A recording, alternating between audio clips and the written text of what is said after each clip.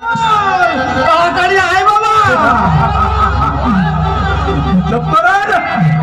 চিৎকার করলে এখানে পিস্তলটা গর্জে উঠবে। আমাকে তুমি মেরো না বাবা, এত ভয় পুলকেশ বাবু। টাকা আমি বলবো অনেক টাকা দেবো। টাকা আমি চাই না, আপনার রক্ত, আপনার রক্ত না নেওয়া পর্যন্ত আমার মা বোনের অতীত আপনার শান্তি পাবে না। এসব তুমি কি বলছো? আশিস চ্যাটার্জিকে মনে পড়ে পুলকেশ বাবু? আশিস মানে আমাদের ওই গ্রামের আশিস?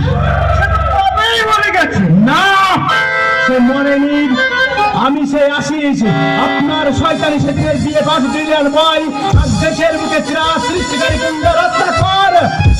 তুমি বেঁচে আছো বাবা? ভালো হয়েছে। মাঝে মাঝে তোমার জন্য আমার খুব দুঃখ হয়। আশীর্বাদ করে তুমি সুখী হও বাবা। আশীর্বাদ?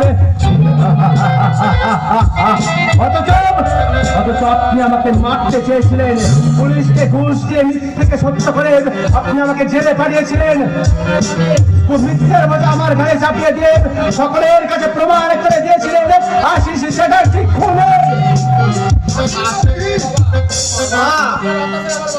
আপনার অত্যাচারে আমার মা বোন তিল তিল করে শেষ হয়ে গেছে। একটা সুখের ছোট্ট সুখের সংসারকে আপনি ভেঙে তছনছ করে দিয়েছেন। আজ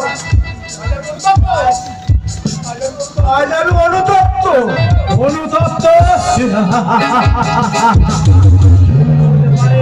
কোন অনুতপ্তের বিনিময়ে ফের বাবা আমার মার বোনকে, কোন অনুতপ্তের বিনিময়ে ফের বাবা আমার হারানো সংসারকে।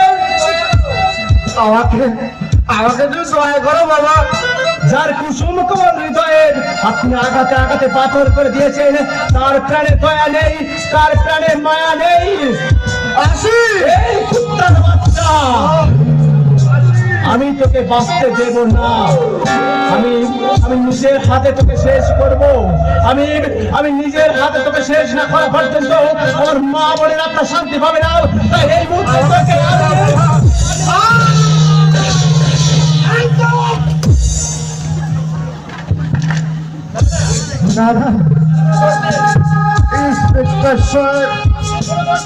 আশিসের কোনো দোষ নেই, আমি পাপী।